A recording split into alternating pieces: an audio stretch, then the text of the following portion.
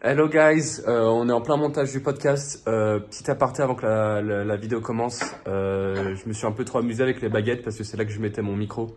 Donc vous allez entendre beaucoup de bruit de baguettes. Je m'excuse par avance, je commence sur le métier donc navré. Bonne vidéo! Donc moi c'est Estelle, j'ai 29 ans. Ah, c'est tout? Ils vont apprendre à nous connaître petit à petit à travers ce podcast. Ok, moi c'est Alexis, j'ai 23 ans. Tu veux expliquer un peu notre relation? Avec Estelle, on s'est rencontrés au travail en septembre 2023. Et depuis, on ne s'est plus quittés. Oh ma vie. Ah, ma vie. Mis à part ça, je suis mariée avec un chien et... Hein? C'est Je hyper suis raciste. mariée, virgule, avec un chien. Enfin j'ai un chien quoi. Ah, On a ok. un chien. Ok. Et toi? Moi je suis célibataire. Depuis quand? Long time ago. Depuis la maternelle. Et voilà, si ce podcast peut aussi m'offrir la femme de ma vie, c'est avec plaisir que je referai plusieurs émissions. Je sais pas si certains d'entre vous a suivi notre aventure sur YouTube.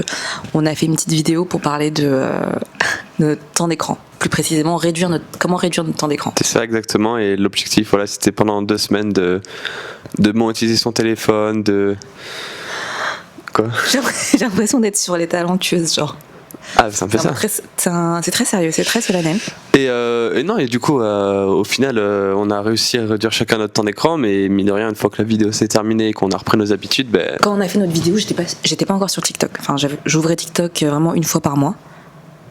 Et là, depuis, je fais des lives tous les soirs. Qui durent 6 heures, Ça doit pas aider. approximativement. 7h20 par jour. C'est énorme. Vas-y, clique sur Safari. C'est bien, il fait que 5 minutes par jour sur Safari. je suis rapide. Je suis vraiment daron, j'ai Waze et Oral-B. Vas-y, est-ce que tu veux nous raconter l'histoire de ta brosse à dents? Enfin, nous vendre ta brosse à dents. J'ai, depuis moins d'1 an, fait l'acquisition d'une brosse à dents électrique Oral-B. Assez chère, mais très efficace. Donc voilà, le prix, c'était environ... franchement, je sais même plus. Je crois que c'était 200 euros. plus de 200 euros, entre 200 et 300 euros. Une brosse à dents. Une brosse à dents électrique, pas manuelle. Et ce qui est bien, c'est que ça te scanne ta bouche et tu sais quelle zone tu frottes, combien de temps faut frotter. T'as plus de 9 modes différents. Voilà, donc tu peux varier, tu peux changer les brossettes. Donc Tu peux changer les brossettes, mais on peut toujours changer les brossettes. Non, mais genre t'as différents types de brossettes qui peuvent aller avec cette brosse à dents, quoi. Donc c'est pas mal. Si tu veux un truc un peu plus hard ou un truc un peu plus soft et romantique, quoi. Attends. Et du coup, il y a un scan, il y a une caméra dedans ou il se passe Il n'y a pas une caméra, mais il arrive à détecter les zones où tu te brosses les dents. D'accord. Et comme ça, à chaque fois, tu dois faire à 100% ta bouche. Et tant que c'est pas fait, tu continues de brosser. Pourquoi sinon ça fait quoi? Sinon, t'as pas 100% de complétage.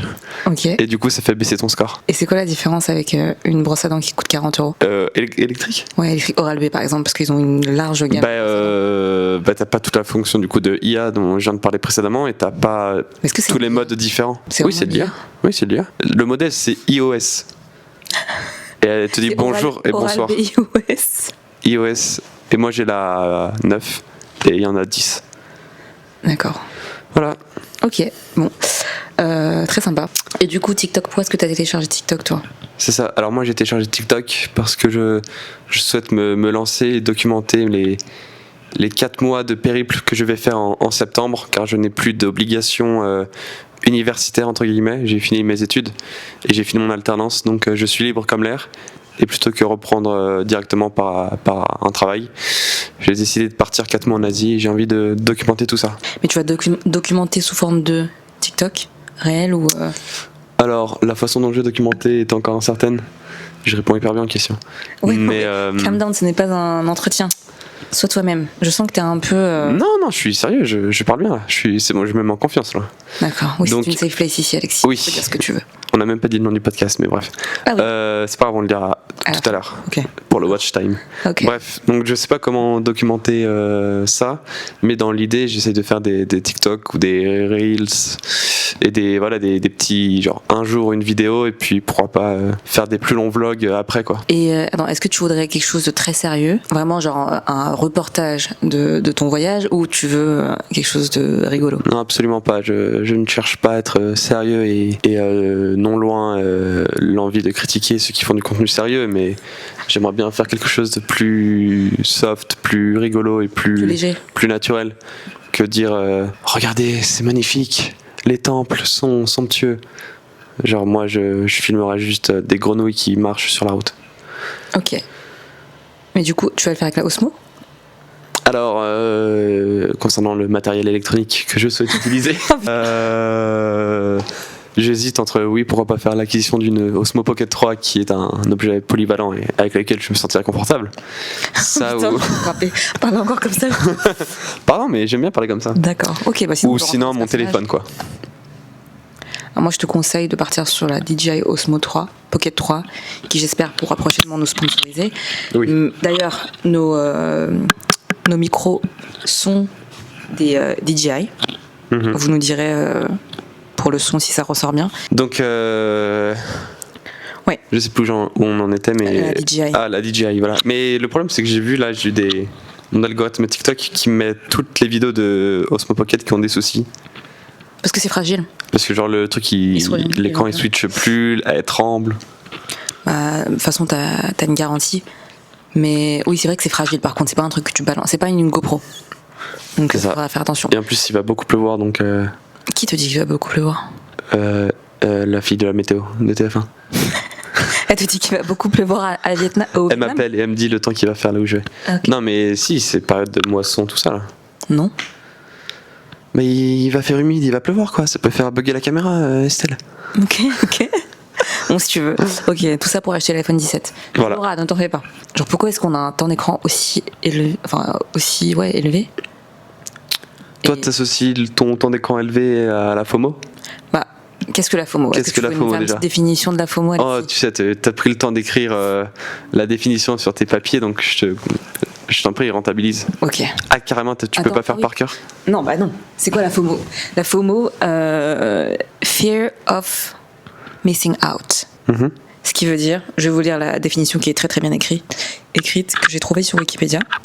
Fear of Missing Out, ou peur de rater quelque chose. On appelle ça aussi anxiété de ratage, est une expérience émotionnelle contemporaine, négative, associée à un conformisme lié à la peur d'être laissé de côté, exclu de ses réseaux sociaux. Il contribue à l'angoisse de la déconnexion. C'est fini? Ouais, en gros, c'est quand t'as peur de louper un truc sur les réseaux. Mais pas forcément que les réseaux, hein. Parce qu'il y a des gens qui ont la FOMO, mais par exemple même socialement parlant, ils ont peur de rater des soirées, des événements et tout. Mhm. Alors que moi, c'est le contraire. Enfin, T'es pas FOMO, toi? non, je suis pas FOMO dans la vraie vie, je pense. Je suis vraiment FOMO que virtuellement, dans le sens où je déteste les sorties. Enfin, non, je déteste pas les sorties. Je déteste les événements sociaux où il y a du monde. Tu vois? Ok. Et toi aussi? Je non jugeais pas, hein. Si tu juges grave. Si je Et juge toi de aussi, c'est fou. pareil. Mais ça m'a fait rire. La peur d'aller dans des événements sociaux. Mais Alors que tu fais c'est que ma ça, phobie. Mais c'est pas grave. Peut-être que je me connais mal en fait. Moi, oui, c'est vrai que moi, je suis pas du tout FOMO.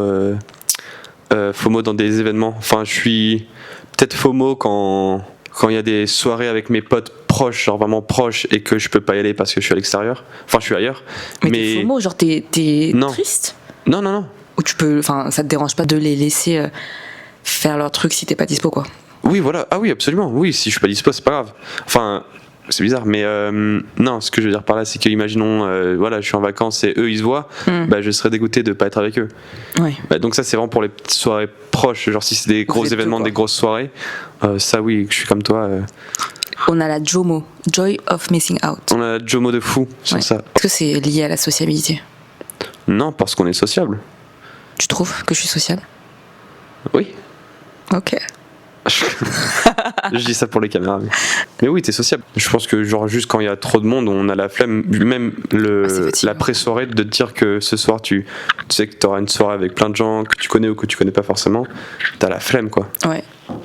Oui, ça me fait une petite boule au ventre. Là j'ai la Jomo là.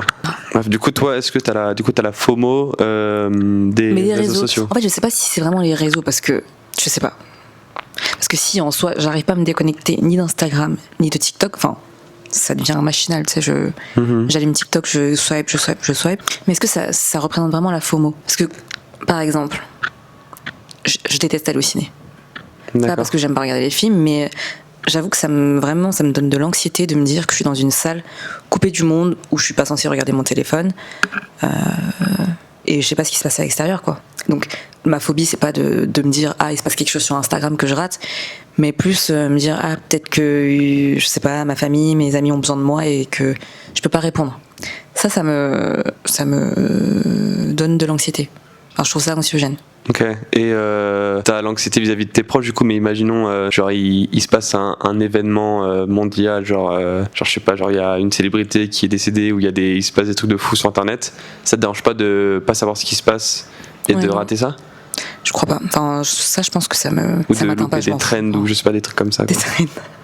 Alors toi c'est juste vis-à-vis de tes proches? Je pense que mes proches, parce que finalement sur TikTok, si je rate quelque chose, ça me dérange pas. C'est juste que je suis un peu obsédée en ce moment par TikTok et mon corps le fait automatiquement. Enfin, il va sur TikTok. Ok. Mais est-ce que j'ai peur de rater des news? Non, je pense pas. D'accord. Et toi?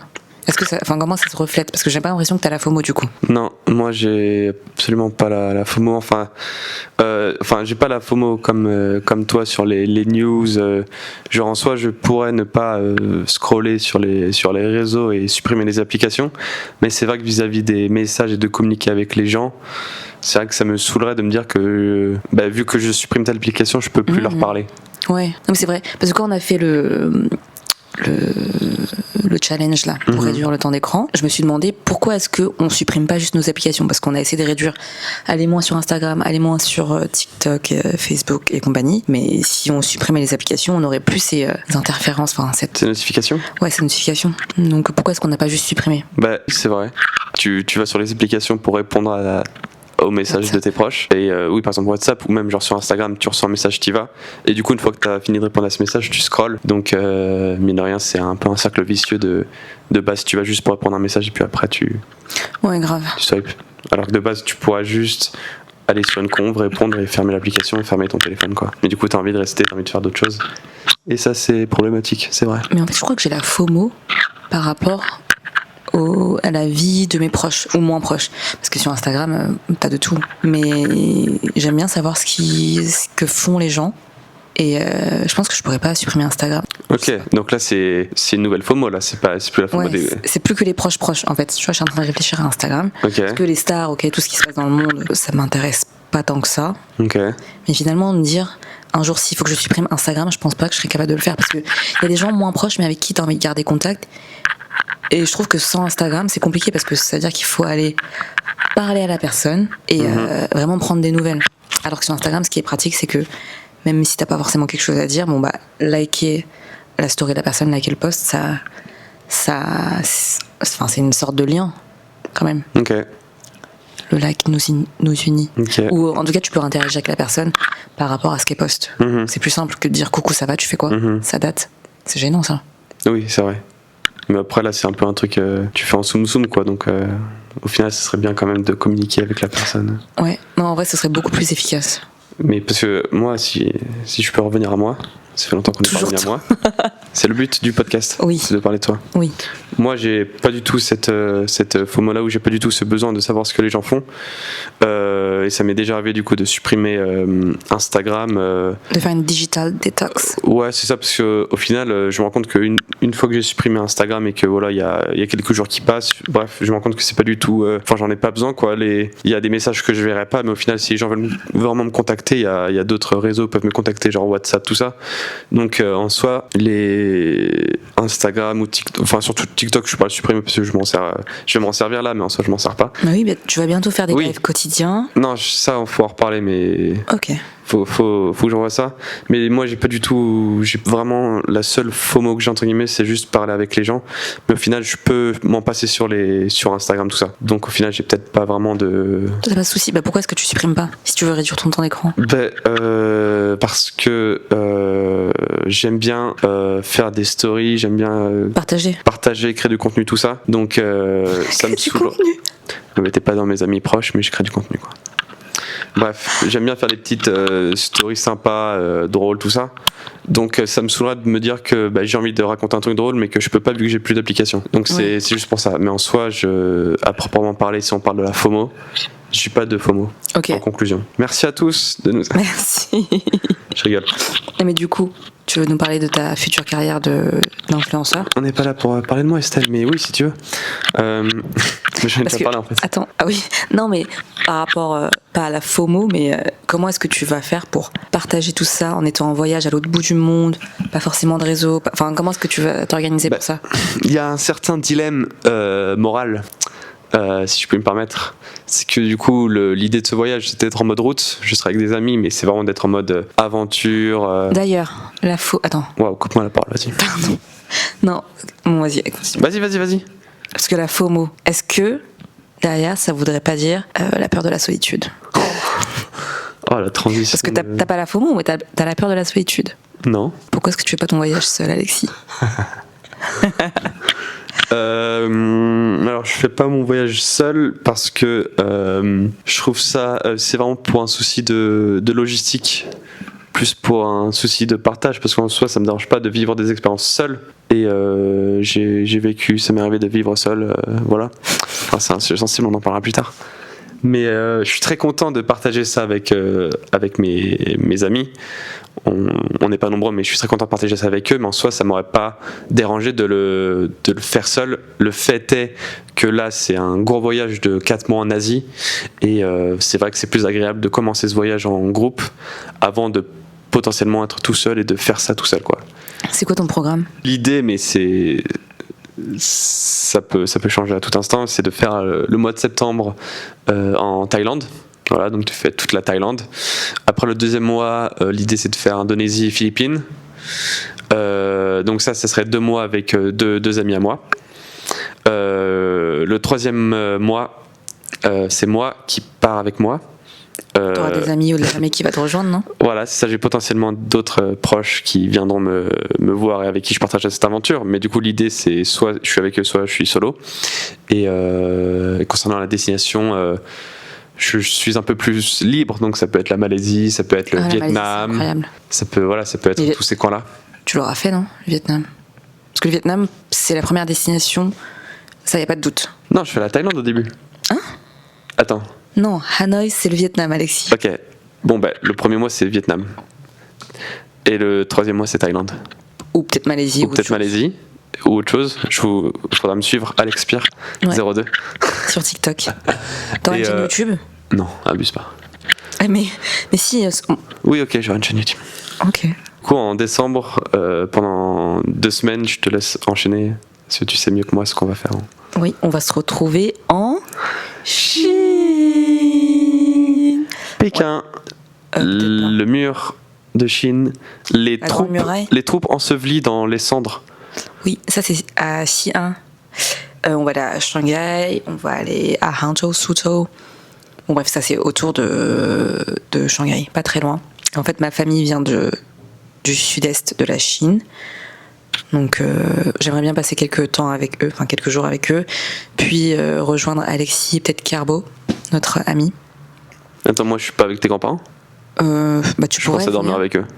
Bah vas-y, non mais viens. Ok. Parce qu'en vrai, toi t'as le temps, du coup t'es you are free like a bird. Like a bird, a free bird. Yeah. Ouais. Ok, non, incroyable. C'est très sympa. Si c'était à faire seul, tu l'aurais fait? Pour de vrai, Alexis. Personne n'est là pour te juger. Dis-nous, parce que à l'heure actuelle, je ne l'aurais pas fait seul, parce que j'ai pas d'expérience en mode route, et ça me rassure de commencer ce voyage-là avec des amis et d'être en groupe. Mais t'as déjà fait un voyage route? Non, jamais. Et qu'est-ce que tu imagines par route? J'imagine pas de planification, ou juste dans les grandes lignes, d'un peu vivre au jour le jour, voilà, de pas avoir dans sa tête qu'est-ce qu'on fera dans une semaine, ou voilà, c'est vraiment suivre le vent. Et ça t'angoisse, ça? Parce que c'est... Non, absolument pas. En soi, rien ne m'angoisse vu que je serai pas tout seul. Mais c'est juste. Qu'est-ce qui t'angoisse dans ce cas-là? Parce que pour moi. J'ai l'impression que c'est mon procès là. Non, mais justement, pour moi, ce type de voyage, c'est justement d'aller creuser un peu et aller en dehors de sa zone de confort. Mm-hmm. Et le fait d'être seul, c'est ça qui rend le truc route. Sinon, c'est une colonie de vacances, quoi. Alors, je trouve tes mots un peu durs, mais. Mais oui, t'as raison. Après, je pense que le route, c'est aussi un mode de vie, comme j'ai expliqué précédemment. Et j'arriverai quand même à ressentir des émotions et à ressentir des énergies propres à moi-même que je ressentirais que je sois en groupe ou tout seul.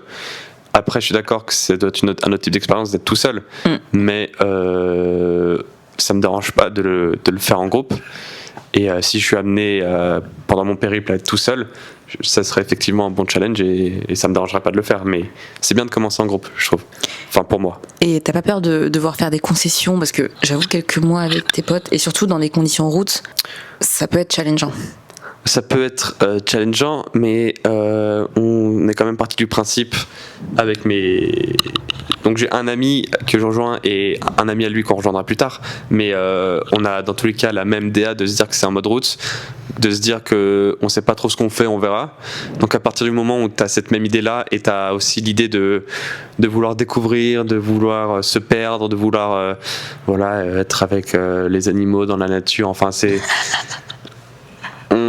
Je trouve qu'on a le même fil rouge qui fait qu'au final on va bien s'entendre et que si telle personne veut faire tel truc, ben on sera pas en mode non on doit faire tel truc. Ouais. On sera en mode vas-y pourquoi pas, ben ce jour-là on te suit, ce jour-là peut-être qu'on suivra d'autres gens ou enfin il y a vraiment il y a pas de règles, il y a pas de guidelines et à partir du moment où voilà on se dit qu'on c'est route, ben, je pense que ouais, j'avoue. Tant qu'on a la base, c'est bon. Vous n'avez pas de contrainte de temps, donc en soi, vous pouvez prendre votre temps. C'est ça. Après, il peut y avoir peut-être des conflits sur, je sais pas si telle personne veut rester 10 jours, telle personne veut rester 5 jours. Chose, ouais. Ça, oui, à la limite, il peut y avoir un souci, mais après, je pense qu'on verra un peu qui est plus chaud de quoi, et puis. Si jamais il y a vraiment un coup de cœur pour une personne, ben, libre à lui de rester et de nous rejoindre plus tard, une semaine après. Enfin voilà, c'est très route. Donc, Et tu penses que si jamais toi tu voudrais faire quelque chose vraiment qui correspond pas à l'envie du groupe, tu serais prêt à partir et faire tes trucs ou tu serais plus du type à faire des concessions et se dire bon tant pis, on fera ça plus tard? Là, honnêtement, maintenant, je me dis que je serais plus dans une idée de concession, dans une idée de bien commun et de suivre le groupe. Mais ça se trouve, je vais vraiment avoir un coup de cœur, je vais vraiment avoir ce besoin d'être seul et de faire ça seul ou de faire telle activité que les autres ne veulent pas faire. Et puis là, à tout moment, je me détache et je fonce, quoi. Parce que là, vous allez vraiment passer quelques mois collés serrés. Même avec ta famille très proche, c'est parfois très compliqué. Donc, oui, c'est vrai. Là, tu sens que tu es prêt à... Oui, parce que après, là, déjà, c'est des amis. Oui. Et bien qu'il y ait une personne que je connaisse moins, parce que c'est un ami d'ami, j'ai mon ami proche avec qui j'ai déjà été en coloc. Donc voilà, le test de la coloc est passé, on s'entend vraiment très bien, on est vraiment très fusionnels. Genre... Nos corps se mélangent et voilà, nos respirations s'entremêlent. Ok. Mais j'ai absolument aucun souci. Je suis même très content et très ravi de faire ce voyage avec lui. Mais trop bien.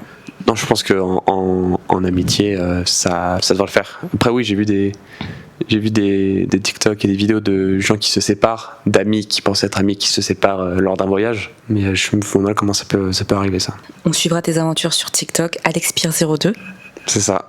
Le nom sera dans la description de Spotify et de Deezer et de Apple Music. Ouais. Mais donc pour toi, ça aurait été inconcevable de partir 4 mois tout seul, à part dans un pays anglophone dans lequel tu serais pas perdu, quoi. Exactement. T'as tout résumé. Je pense que l'Asie en solo, je trouve que c'est pour ma part un trop gros choc. Est-ce que c'était pas l'occasion rêvée justement de sortir de cette zone de confort et d'aller explorer? Si, bien sûr, mais l'idée, oui, c'est d'avoir ce choc culturel et vraiment d'être en mode voyage et découverte. Mais dans ce cadre-là et dans cet endroit-là, je préfère le faire en groupe pour commencer, notamment. Ouais. Mais j'aurais pu le faire ailleurs, en Europe ou en Amérique.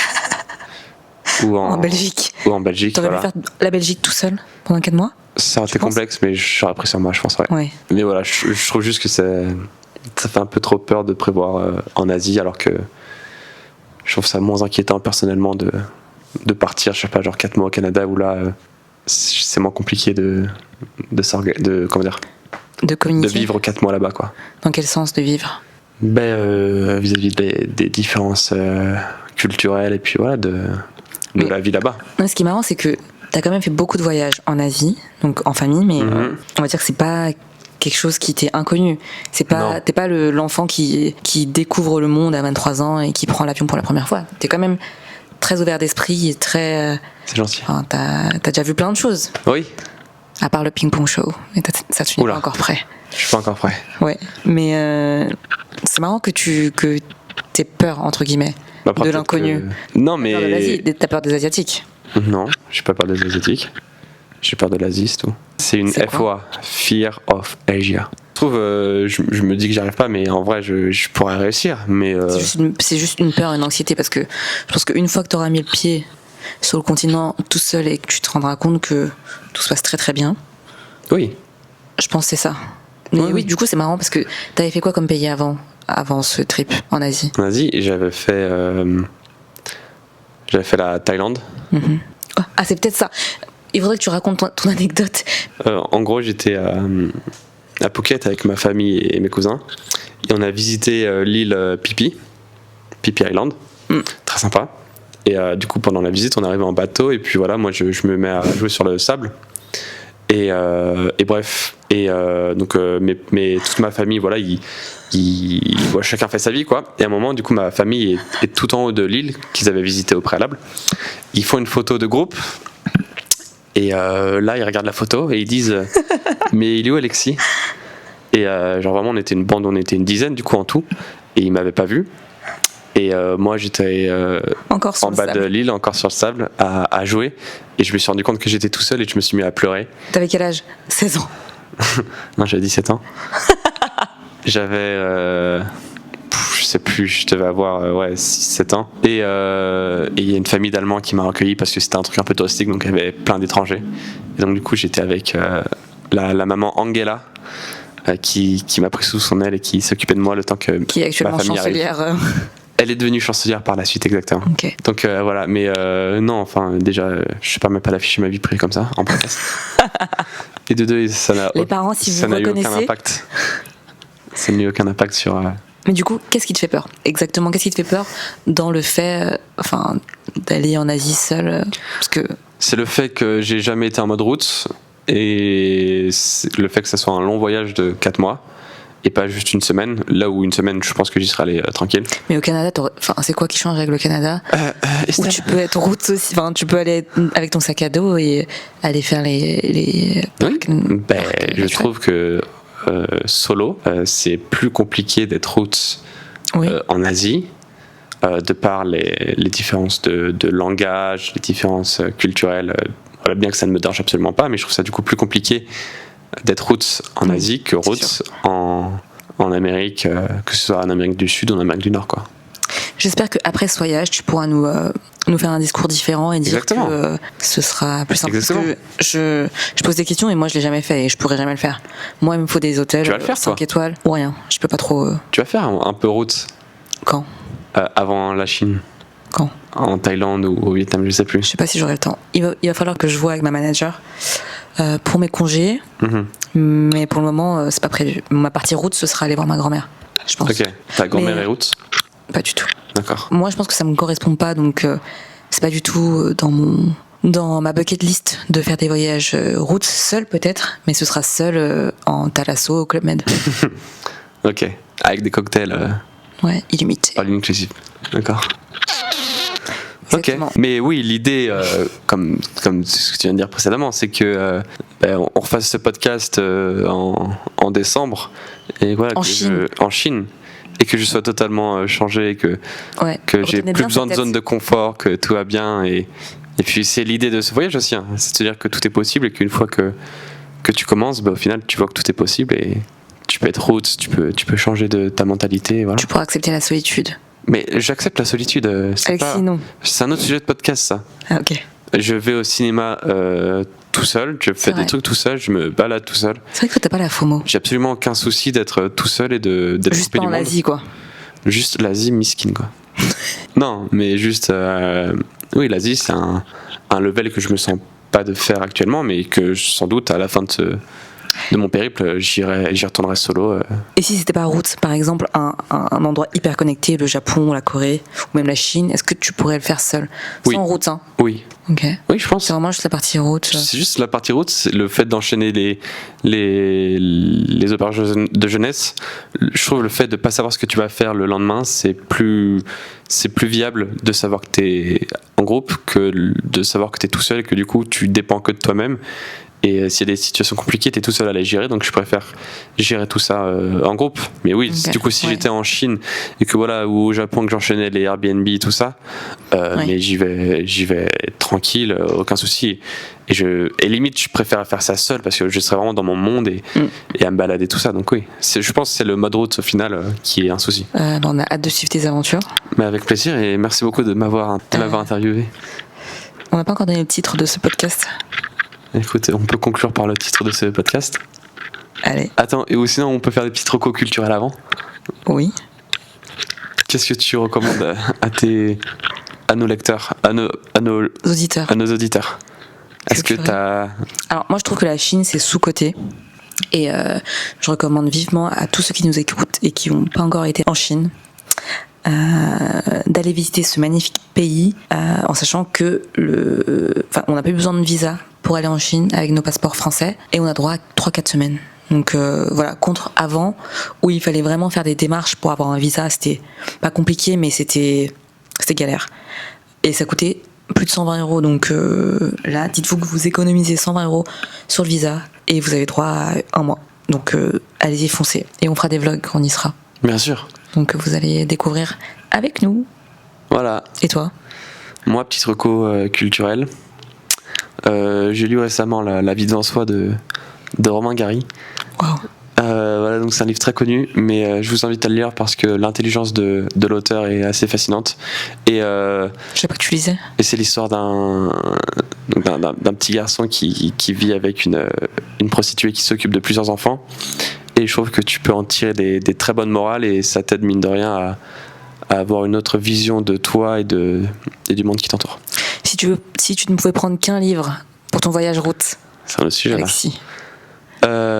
C'est le Hack de Tinder, qui est un ouvrage qu'on m'a offert, je ne sais pour quelle raison, et qui apprend comment dompter la femme et qui classe les Comment différents la types de dompter. femmes pour savoir un peu comment s'en sortir. Et je trouve que c'est un livre assez intelligent, très utile. Il n'a pas encore porté ses fruits, mais la femme me fait moins peur que le mode route. Bon bah c'est une bonne nouvelle ça. Ouais. Donc je suis prêt à chasser en Asie. C'est ce qui est écrit dans le livre, hein. C'est pas mes mots. Chasser. Ok. On chasse, apparemment. Ok. Bon, on va conclure sur ça. C'était très beau. C'est ça. Pour le nom du podcast, bah on va l'appeler Vas-y. Out of Office! Yeah! Salut tout le monde. Thank you guys.